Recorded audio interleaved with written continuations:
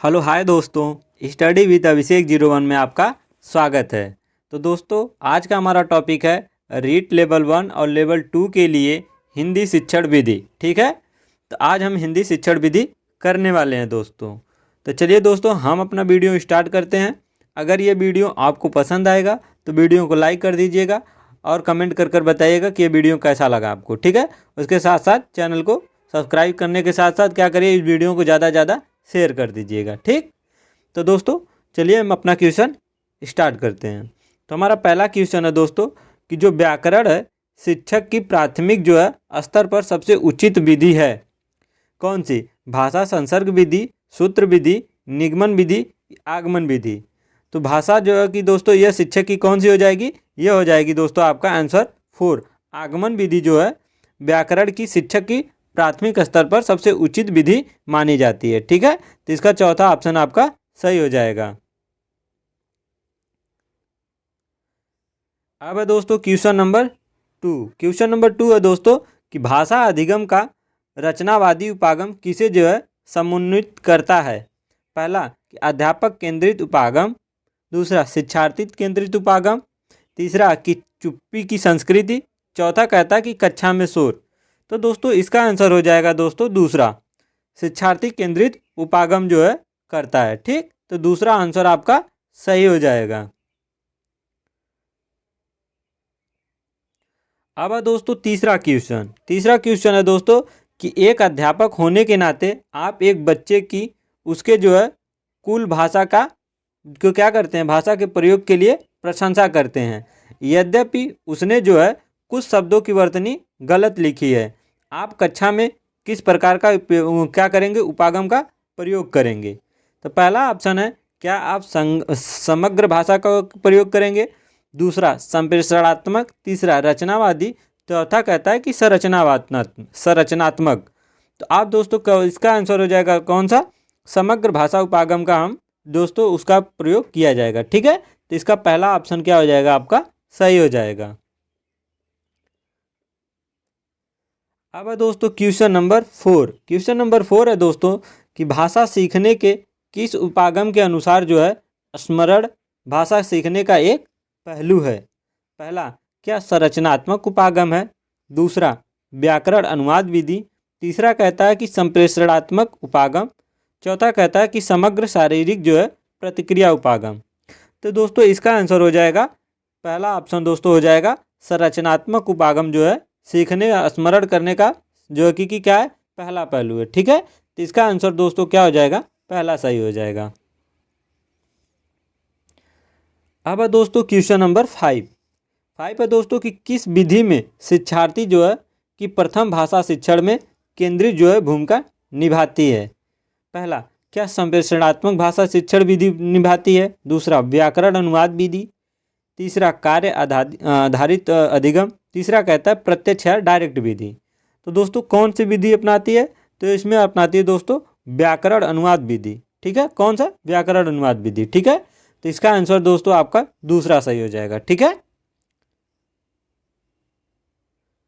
अब है दोस्तों क्वेश्चन नंबर 6 है दोस्तों कि कक्षा में जो है मातृभाषा को स्थान ना देना किस विधि की विशेषता है?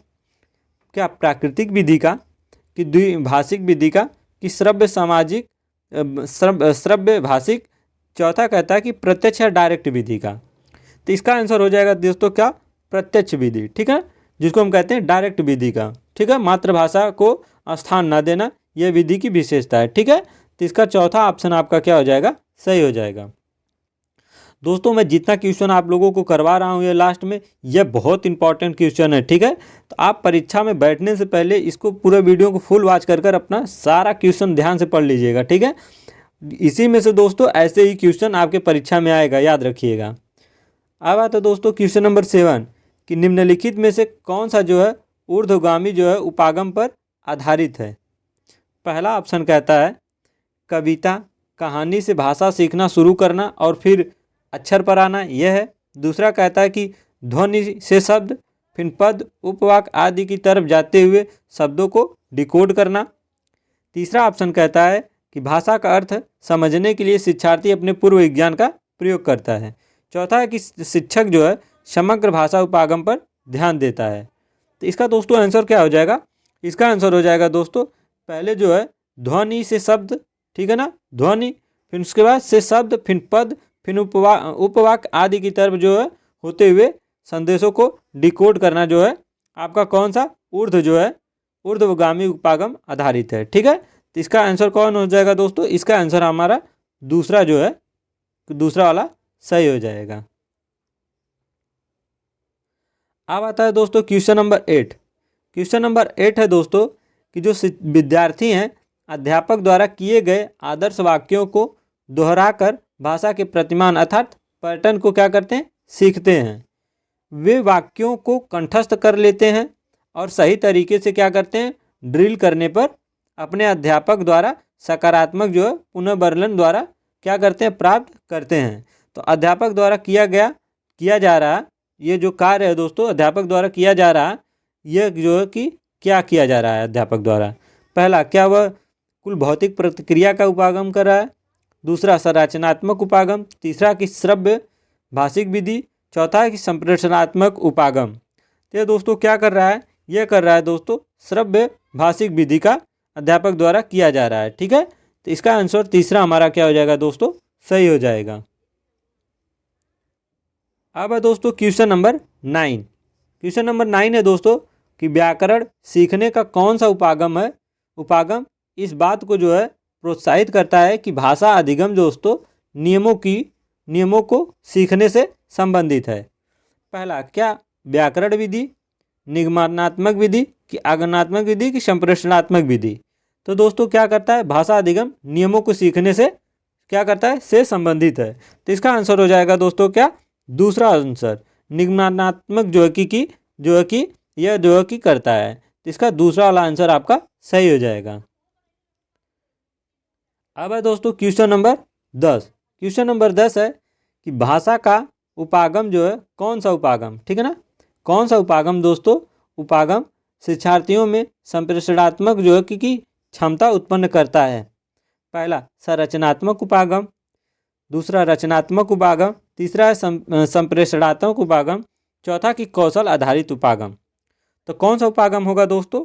यह हो जाएगा दोस्तों संप्रेषणात्मक उपागम जो होगा शिक्षार्थियों में संप्रेषणात्मक जो क्षमता उत्पन्न करता है। ठीक, इसका हमारा तीसरा ऑप्शन क्या हो जाएगा? सही हो जाएगा। अब दोस्तों क्वेश्चन नंबर 11। क्वेश्चन नंबर 11 है कि भाषा के आधारित जो है आधारभूत जो है कि कौशल हैं।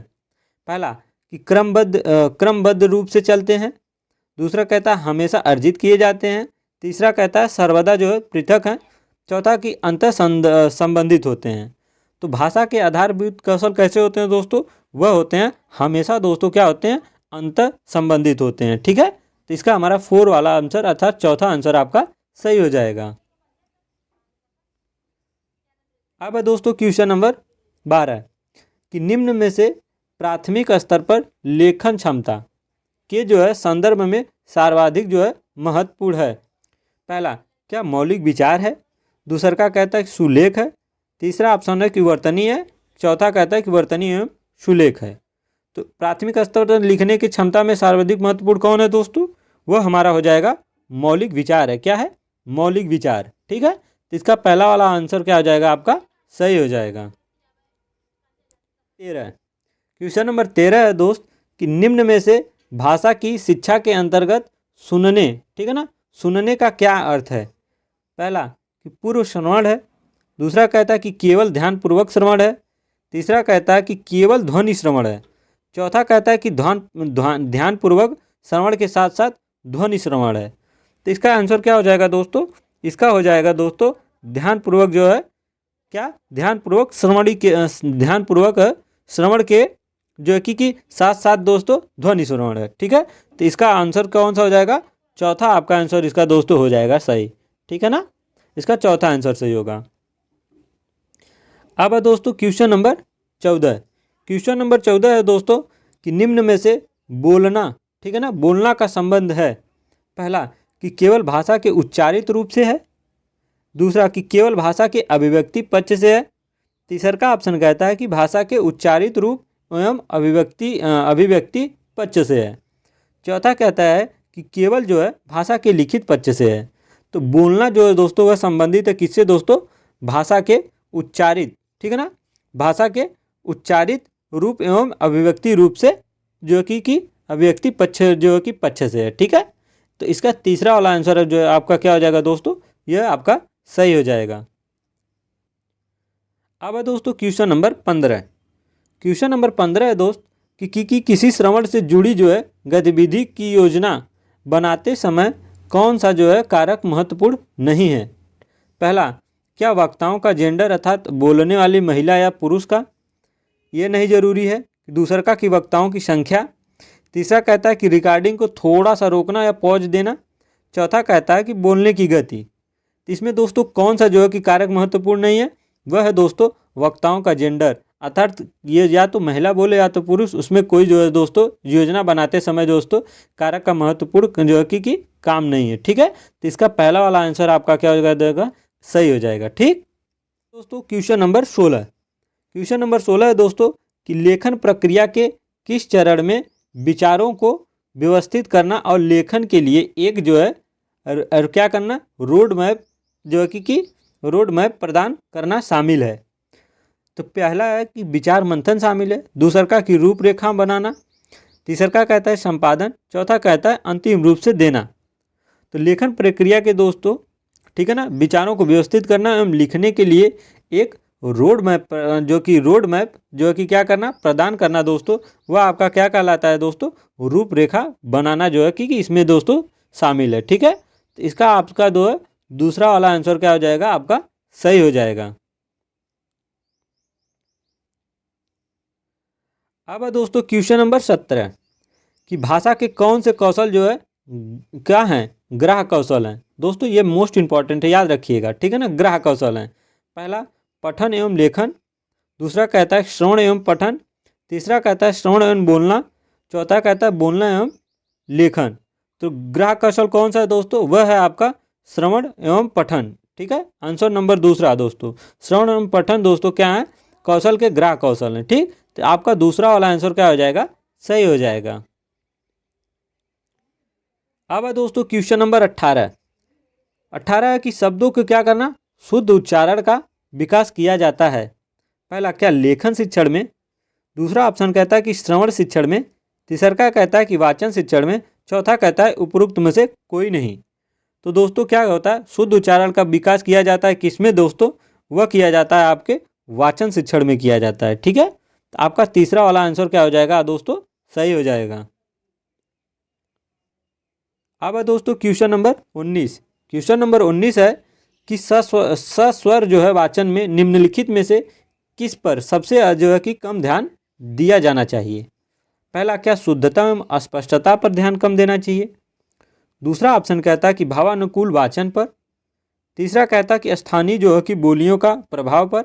चौथा कहता है कि विराम चिन्हों का समुचित जो है प्रयोग पर। तो स्वस्वर वाचन में दोस्तों जो है कि सबसे कम महत्वपूर्ण ध्यान देना चाहिए, वो किस पर देना चाहिए दोस्तों, वो आपका देना चाहिए दोस्तों ऑप्शन नंबर तीसरा है कि ध्वनियों को बोलने को क्या करना चाहिए, ध्वनि जो होता है बोलियों का प्रभाव पर दोस्तों कम ध्यान देना चाहिए, ठीक है। तो इसका तीसरा वाला आंसर आपका क्या हो जाएगा, सही हो जाएगा। अब है दोस्तों हमारा क्वेश्चन नंबर 20। क्वेश्चन नंबर 20 है दोस्तों कि एक भाषा अध्यापक को चाहिए कि वह क्या करे, शिक्षार्थियों को क्या करे, स्वच्छंद लेखन के लिए प्रोत्साहित करे, क्योंकि स्वच्छंद लेखन शिक्षार्थियों के लिए लाभ है। तो ऑप्शन दिया दोस्तों, कौन सा लाभ है। पहला ऑप्शन है कि यह शिक्षार्थियों को प्रवाह के साथ रचनात्मक जो है तरीके से लिखने के लिए प्रोत्साहित करता है। दूसरा कहता है कि शिक्षार्थी के लिखने या ना लिखने के लिए स्वतंत्र है। तीसरा कहता है कि शिक्षार्थी महसूस करते हैं कि उन्हें कुछ जो है अधिक जो है या एकदम सटीक लिखना है। चौथा कहता है कि शिक्षार्थी जो है अपने प्रथम भाषा के लिखित स्वरूप के गुणधर्म समावेशित कर सकते हैं। तो इसमें दोस्तों आंसर हो जाएगा आपका पहला दोस्तों सही हो जाएगा, ठीक है। तो इसमें दोस्तों आपका पहला वाला आंसर सही हो जाएगा कि यह शिक्षार्थियों को प्रवाह के साथ एवं रचनात्मक जो है कि तरीके से लिखने के लिए प्रोत्साहित करता है। कौन, स्वच्छंद लेखन, ठीक है। तो आपका दोस्तों इसका आंसर जो है कि पहला जो है कि सही हो जाएगा, ठीक है। तो आज के दोस्तों वीडियो में हमारा 20 क्वेश्चन, ठीक है। ये 20 क्वेश्चन दोस्तों बहुत महत्वपूर्ण है, परीक्षा से पहले इस वीडियो को जरूर देख लीजिएगा, ठीक। और कमेंट कर कर बताइएगा दोस्तों आपका 20 में से कितना आंसर सही हुआ, ठीक है। दोस्तों आई होप कि यह सेशन आपको दोस्तों बहुत अच्छा लगा होगा। अगर वीडियो अगर अच्छा लगा होगा दोस्तों तो ये लाइक जो कि ज़रूर करिएगा। इसके साथ साथ दोस्तों वीडियो को शेयर ज़रूर करिएगा, ठीक है ना। और चैनल को दोस्तों सब्सक्राइब कर लीजिएगा, ठीक है। तो चलिए दोस्तों मिलेंगे नए वीडियो में नए टॉपिक के साथ दोस्तों। तब तक जय हिंद, वंदे मातरम।